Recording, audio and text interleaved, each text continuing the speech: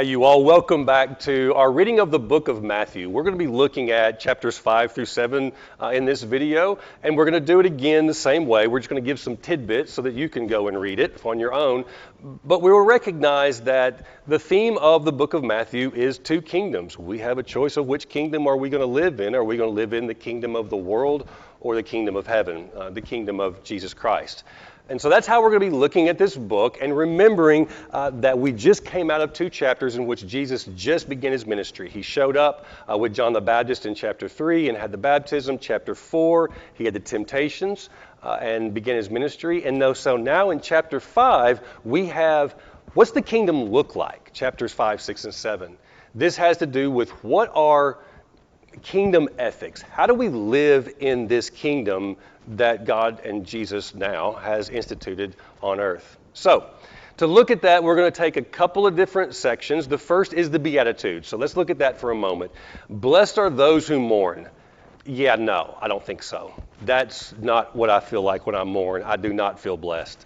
There are several of these that I would have a little bit of argument with. So, let's look at it in a different way. Let's don't look at these as in, if I mourn, I will be blessed. That's the common tradition of how to read it. Instead, let's read it like this. In this kingdom, God and those people of God, the citizens of heaven, they are on the side of those who mourn. Blessed are those who mourn because there's now a kingdom for you where you'll be rescued. Blessed are, for instance, the peacemakers. Peacemakers are not often looked upon well. Not peaceful people, that's not what we're saying. Peacemakers, those who go into non-peace places and make peace.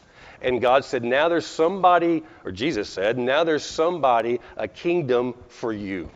And so as you read this Beatitudes, let's recognize this is not a ticket on how to be blessed. It is instead an instruction or a proclamation about who this kingdom endorses. And it's this group of people. And that brings us to the second half, which is basically the rest of 5 and then 6 and 7. And in those, it presents again what it's like to live in the kingdom. And sometimes reading it is kind of challenging.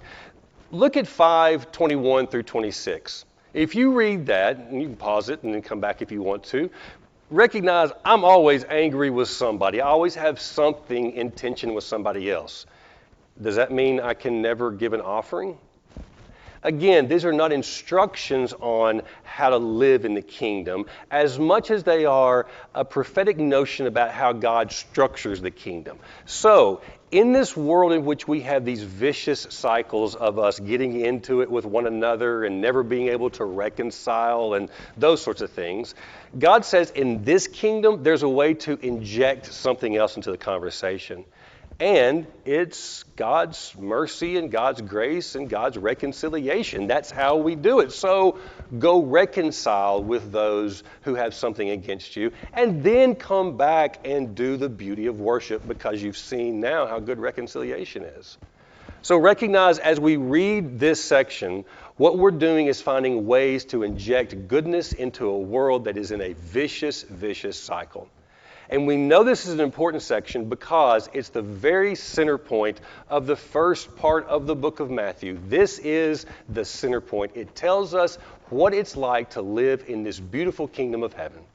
I hope that you find some wisdom in this book and some transformative initiatives of your own to go in the world and share. But I also ask this, if you have questions about this section, because it is very difficult and very challenging, if you have thoughts or just want to talk about it, please call me, come by and see me, text me, whatever. I'd love a chance to get together and talk about the kingdom of God and how we live in it with kingdom ethics.